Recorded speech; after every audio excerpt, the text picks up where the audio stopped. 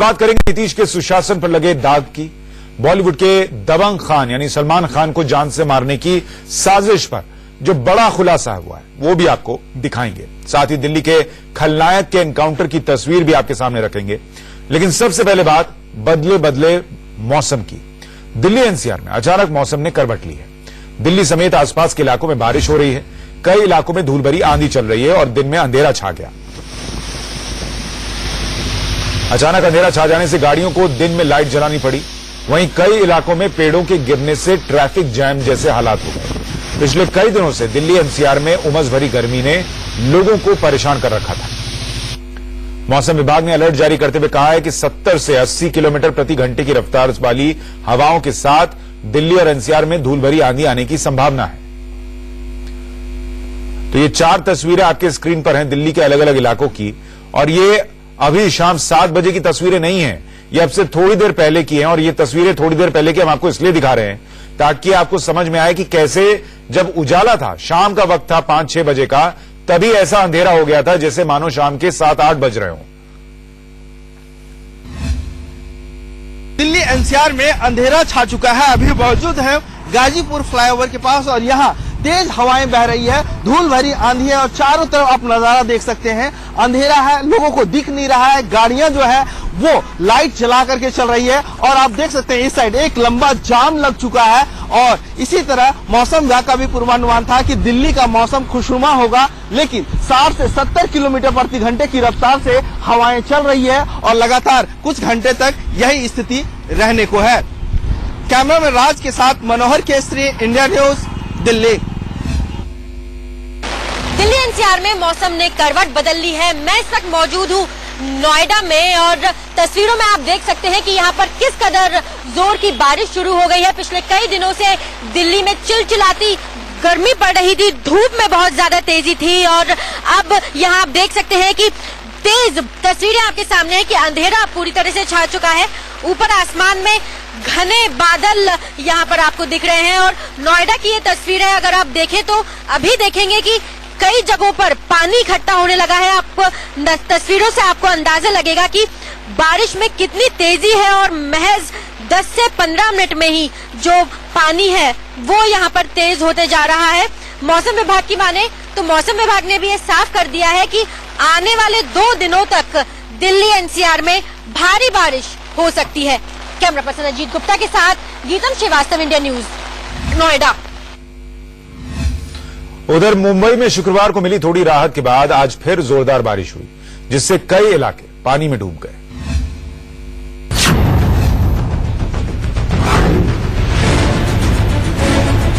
Monsoon ने दस्तक दी और मुंबई वालों की आफत शुरू हो गई। एक बार फिर पूरा शहर समंदर में तब्दील हो गया। सड़क और तालाब में फर्क मुश्किल हो गया। लोगों को पैदल आने जाने में मुश्किलें हुई तो गाड़ियां लेकर सड़क पर उतरे लोग भी परेशान नजर आए। सड़क जो है वो पूरी तरीके से झील में, नदी में, जो भी आप इसको संज्ञा देना चाहें दे सकते हैं। आपको लोग जो हैं वो इस पानी में दिखेंगे, कमर तक पानी जो है वो भरा हुआ दिखेगा। ये हिंद माता की तस्वीरें हैं। परेल, माटुंगा और सायन, इन इलाकों का भी यही हाल है। जो भी पूर्वी उपनगर के इलाके हैं उनका हाल बुरा होता है बरसात में। कुल मिलाकर मानसून की पहली बारिश से ही शहर की रफ्तार थम सी गई। मरीन ड्राइव, माहिम, हिंद माता, जोगेश्वरी, कुर्ला, सायन, दादर और खार में हालात बद से बदतर नजर आए। हर बार बारिश में आम जनता को काफी समस्याओं का सामना करना पड़ता है और उसका ही उदाहरण आप हमारे सामने देख सकते हो इन तस्वीरों में, जहां पर हम इस वक्त खार सबवे पे मौजूद है और यहाँ पर सबवे में पूरे तरीके से जो है पानी भर गया है। हर साल इस खार सबवे में ये दिक्कतों का सामना लोगों को करना पड़ता है। कई इलाकों में जलभराव के साथ ही ट्रैफिक पर भी बुरा असर पड़ा। हालांकि वेस्टर्न एक्सप्रेस हाईवे पर लोगों के लिए राहत रही, जहां जलभराव न होने से लोग ट्रैफिक जाम की परेशानी से बच गए। बारिश से शहर की लाइफलाइन लोकल पर भी असर पड़ा। कुछ जगहों पर लोकल ट्रेनें 10 से 15 मिनट की देरी से चली, जिससे लोगों को मुश्किलें उठानी पड़ी। वहीं छत्रपति शिवाजी इंटरनेशनल एयरपोर्ट पर विमान सेवाओं को भी डाइवर्ट करना पड़ा।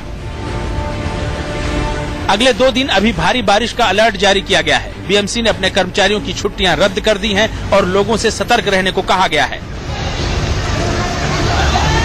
पुलिस प्रशासन भी हालात पर नजर बनाए हुए है। पुलिस की ट्विटर हैंडलर टीम को भी एक्टिव रहने को कहा गया है, जिससे लोगों को पल पल का अपडेट दिया जा सके।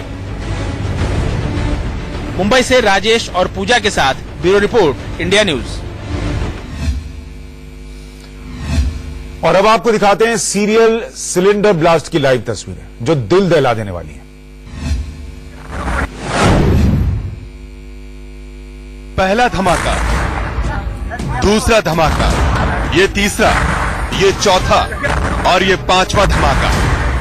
इतने धमाके कि गिनते गिनते आप थक जाएंगे। सिलेंडर गोदाम में सीरियल ब्लास्ट की तस्वीरें दिल दहला देने वाली हैं।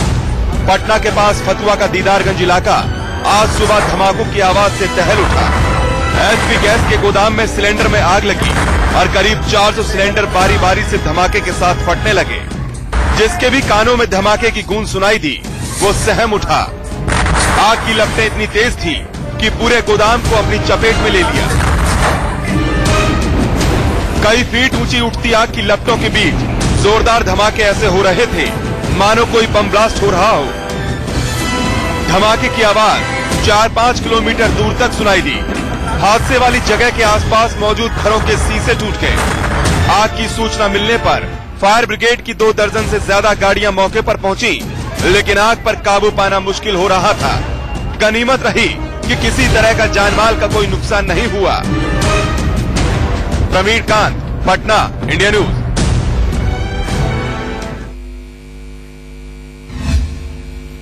और बात मुंबई में तबाही वाली आग की। मिंट रोड पर एक बिल्डिंग में लगी आग से पूरे इलाके में घंटों अफरा तफरी मची रही।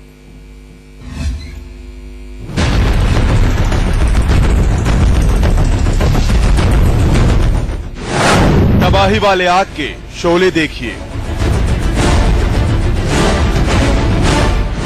6 घंटे तक मचा आग से हाहाकार। 5 सेकंड में सब कुछ धुआं धुआं हो गया।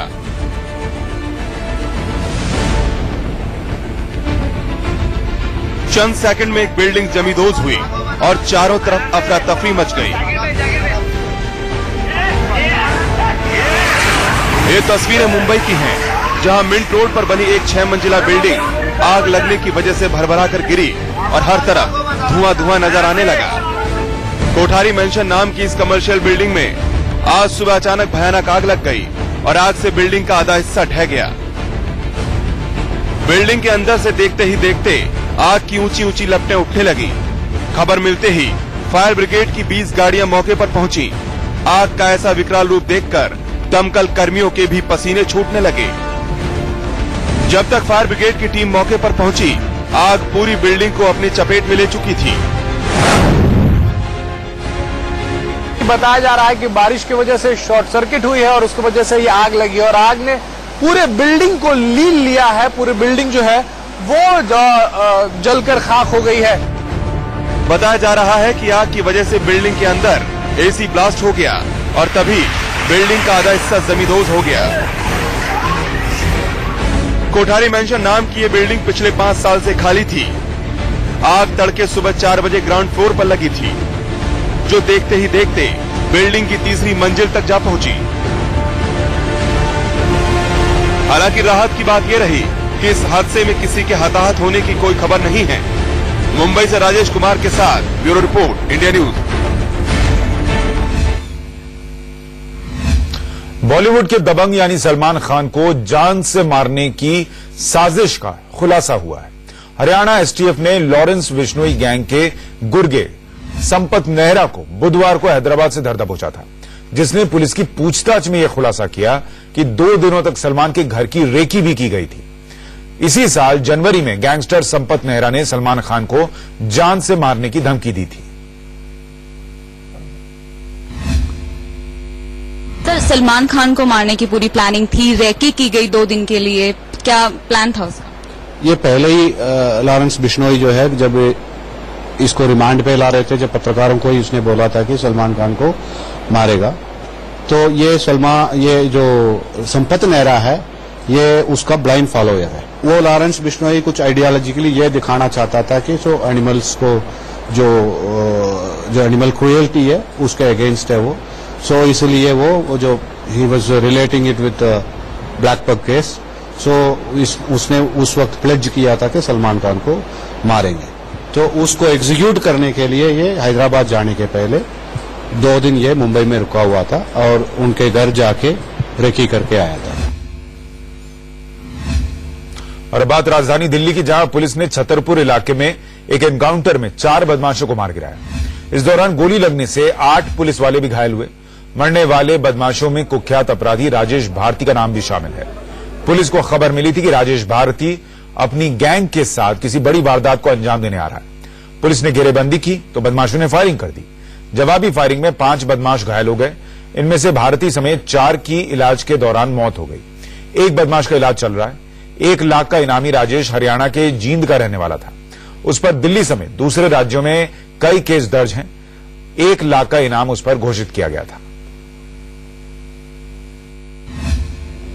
दिल्ली के छतरपुर इलाके के चंदनहोला गांव में आज पुलिस ने, दिल्ली पुलिस की स्पेशल सेल ने कुछ बदमाशों को मार गिरा है। बताया जा रहा है जो बदमाश है ये क्रांति गैंग के हैं। इनका जो कुख्यात गैंगस्टर है जिसका नाम राजेश भारती बताया जा रहा है वो आज मारा गया है। राजेश भारती के अलावा उसके जो साथी है संजीत वो भी मारा गया है। एक उमेश एलियास डॉन उसको मारा गया है। कपिल नाम कोई बदमाश है वो घायल है। आपको बताना चाहेंगे जो राजेश भारती है इसके ऊपर दिल्ली पुलिस ने 1 लाख रुपए का इनाम रखा हुआ है। ये गैंगस्टर हरियाणा का है। हरियाणा में पुलिस की कस्टडी से भी भागा हुआ है। दिल्ली एनसीआर में इसके ऊपर 1 दर्जन से ज्यादा मुकदमे हैं। ये अपना पूरा गैंग ऑपरेट करता था। इनके मोडस ऑपरेंडी आपको बताएं तो जिस भी जगह वारदात करते थे वहां पे एक अपनी निशानी छोड़ के जाते थे और पुलिस को चैलेंज करते थे कि हमने ये वारदात को अंजाम दे दिया है, आपसे जो करना है आप कर सकते हैं। आरजेडी सुप्रीमो लालू यादव के बड़े बेटे और पूर्व मंत्री तेज प्रताप यादव ने अपनी पार्टी के नेताओं के खिलाफ मोर्चा खोल दिया है। उन्होंने कहा है कि कुछ लोग भाई भाई को लड़वाना चाहते हैं। आरजेडी में कुछ असामाजिक तत्व आ गए हैं।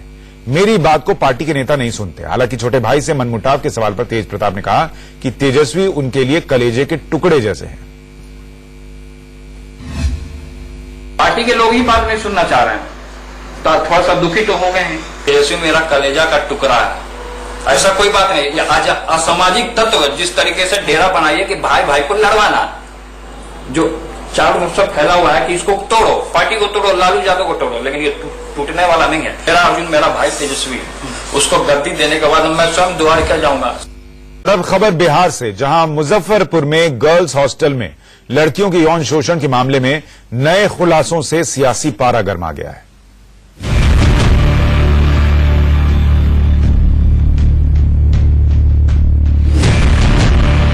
मुजफ्फरपुर में साहू रोड पर बने इस बालिका गृह की चहारदीवारी के पीछे चल रहे नापाक खेल से जुड़ा हर खुलासा होश उड़ा देने वाला है। 26 मई को जब ये खुलासा हुआ कि इस हॉस्टल में रहने वाली लड़कियों का यौन शोषण होता है तो उस समय अंदाजा भी नहीं था कि इसके तार सियासी गलियारों तक जा पहुंचेंगे। खुलासा हुआ है कि यहाँ रहने वाली लड़कियां नेताओं से लेकर अधिकारियों तक के घरों में भेजी जाती थी। हालांकि पुलिस अभी ज्यादा कुछ बोलने से बच रही है। बालिकाओं के द्वारा कुछ कुछ चीजें बताई गई है और चूंकि अभी यह अनुसंधान अभी जारी है और बहुत सारे तथ्य अभी सामने आए हैं और बहुत सारी कड़ियां भी जोड़ना बाकी है, तो उसके लिए एहतियातन अभी सारे तथ्यों को हम डिस्क्लोज नहीं कर सकते हैं। इस हॉस्टल में रहने वाली 44 लड़कियों में 3 गर्भवती पाई गई हैं। इस खुलासे के बाद जिला प्रशासन की नींद उड़ी हुई है। पुलिस ने इस बालिका गृह के संचालक और अधीक्षक समेत 9 लोगों को गिरफ्तार किया है। इस बालिका गृह में एक मूंछ वाले अंकल और एक नेताजी के आने की बात सामने आ रही है। हालांकि पुलिस अभी इसे लेकर ज्यादा कुछ नहीं बोल रही है। इस संस्था में जो बच्चियां रहती हैं उन्होंने वायलेंस और सेक्सुअल अब्यूज का शिकायत किया है। गर्ल्स हॉस्टल को लेकर हुए खुलासे के बाद यहाँ रहने वाली 46 लड़कियों को पटना, मोकामा और मधुबनी शिफ्ट किया गया है। इनमें से कुछ लड़कियों ने पूछताछ में खुलासा किया है कि नशे के इंजेक्शन लगाकर उन्हें बदहवास करने के बाद उनका यौन शोषण किया जाता था। इस मामले को लेकर सियासत भी गर्मा गई है। विपक्ष के नेता तेजस्वी यादव ने ट्वीट कर नीतीश सरकार को कटघरे में खड़ा किया है और सीएम नीतीश की चुप्पी पर सवाल उठाए हैं।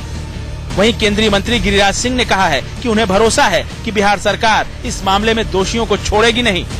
सच पर कभी पर्दा डालने की कोशिश सरकार न करेगी और करेगी तो मैं समझता हूं मुख्यमंत्री इसे बर्दाश्त नहीं कर रहा। इस मामले में आने वाले दिनों में और बड़े खुलासे हो सकते हैं। जाहिर है विपक्ष को नीतीश सरकार के खिलाफ बड़ा मुद्दा हाथ लग गया है। Sanjeev Kumar, Muzaffarpur, India news. BJP का संपर्क फॉर समर्थन अभियान जारी है। इसी अभियान के तहत यूपी के सीएम योगी आदित्यनाथ ने लखनऊ में अभिनेता संजय दत्त से मुलाकात की और उन्हें मोदी सरकार के 4 साल के कामकाज से जुड़ी बुकलेट सौंपी। इस दौरान दोनों हल्के फुल्के मूड में नजर आए। उधर डिप्टी सीएम दिनेश शर्मा ने वाराणसी में पद्म भूषण पंडित छन्नूलाल मिश्र से मुलाकात की। दिनेश शर्मा ने उन्हें मोदी सरकार के 4 साल के कामकाज वाली बुकलेट दी। वहीं दिल्ली में शाही इमाम अहमद बुखारी से मिलने पहुंचे केंद्रीय मंत्री विजय गोयल को उनकी नाराजगी झेलनी पड़ी। बुखारी ने देश के अलग अलग हिस्सों में अल्पसंख्यकों के साथ मॉब लिंचिंग की घटनाओं का जिक्र कर सरकार को कटघरे में खड़ा किया।